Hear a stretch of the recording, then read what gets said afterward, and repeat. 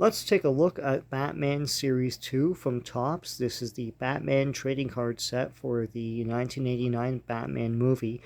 The Batman movie is so popular that TOPPS issued a second series after their first series. And this series begins with this card, which is card number 133. Batman, the second series. It continues with The Man in His Quarry.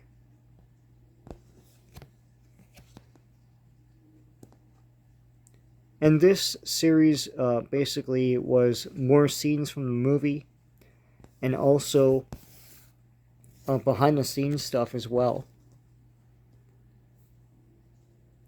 This is a great shot of Joker's hand. A hand of Jack Napier. I know a lot of people don't like the whole Jack Napier story. They prefer it to be Joe Chill, who kills Batman's parents. Jack Napier was a name that they just made up for Joker. Parked in the Batcave. A great shot of the Batmobile. Card number 136. After a busy, work-intensive night, the Dark Avenger zooms into the Batcave's secret entrance and parks the magnificent Batmobile on a revolving platform. I'm surprised the Batmobile doesn't have a TM beside it.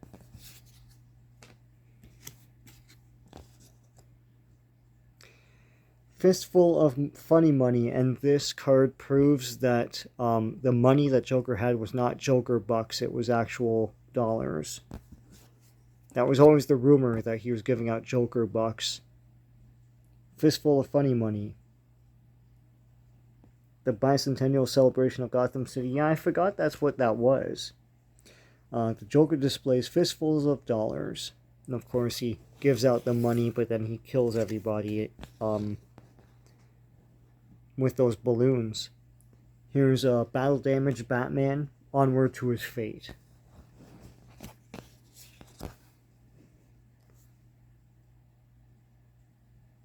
There you go.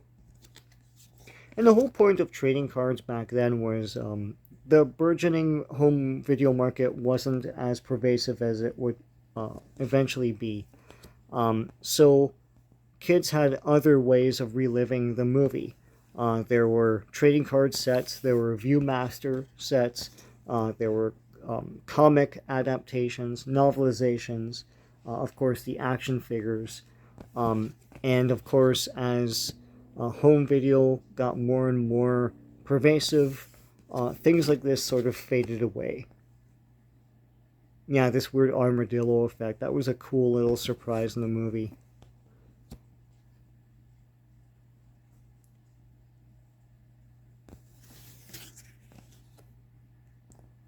Here's Eckhart.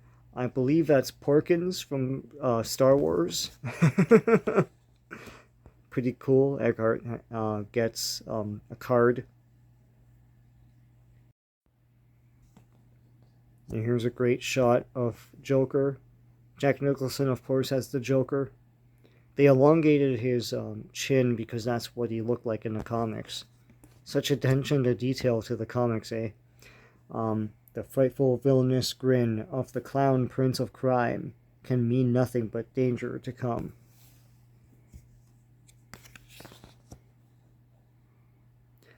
I've got to work tonight. And here's a bit about Bruce Wayne and Vicky Vale. Of course, the 1989 Batman movie kicked off superhero movies for the next decade into the 90s. It seemed like every summer after Batman there was at least 2 comic book movies in the theater. Usually based on obscure stuff like Tank Girl that most of the mainstream audience didn't really know about, or very old characters and old pulp characters like the Shadow, the Phantom, Dick Tracy, stuff like that. And eventually, characters like Steel, more Batman sequels. A great shot of Jack Nicholson with half the makeup on. And this is from that art museum scene. Great shot of the Batmobile. Batmobile looked incredible here. It was, of course, redesigned from what people knew from the TV series. Of course, the Batmobile had many different designs in the comics.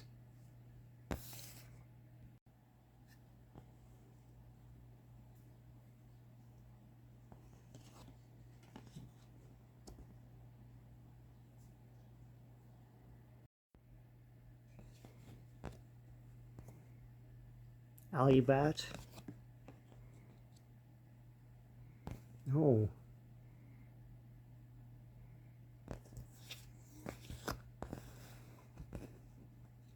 Great shot, Jack Napier. This is, of course, Jack Nicholson with Bob the Goon, played by one of Jack Nicholson's friends. Of course, he was also in Conan the Destroyer.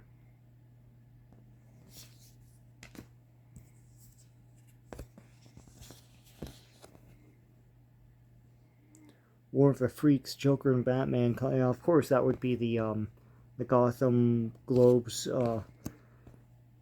headline.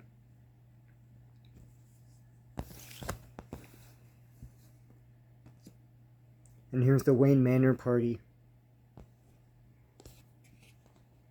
Pat Hingle. Yeah, Batman was a very stylistic movie.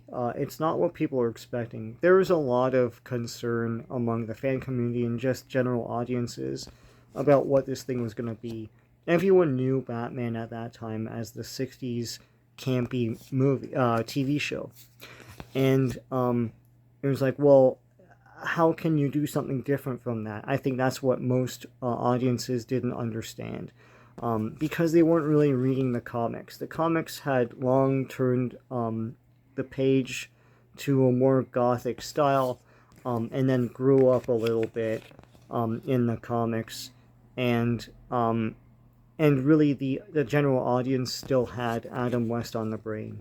Also, of course, Michael Keaton was more of a comedic actor at the time. He was in stuff like Beetlejuice, and he was in Mr. Mom, Dream Team. I think Dream Team came out the same year as Batman. So yeah, that was weird. Jack Nicholson was a shoo-in. Everyone figured, well, that's intriguing. Jack Nicholson's going to play Joker. That's pretty cool.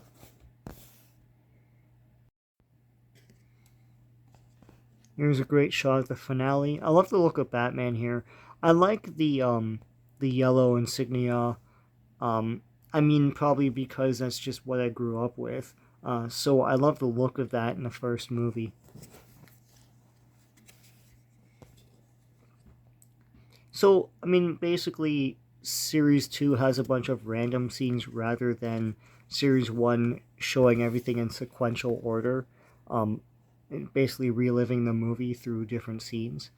Here's the famous Joker commercial where he basically tells everyone that they've already bought his poison.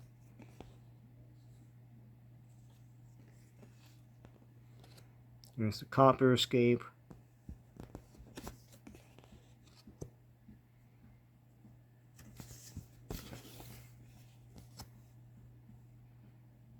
And instructions for Alfred.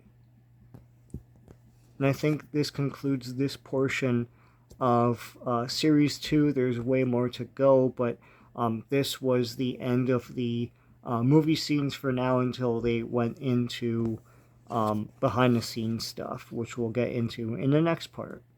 Until next time, take care.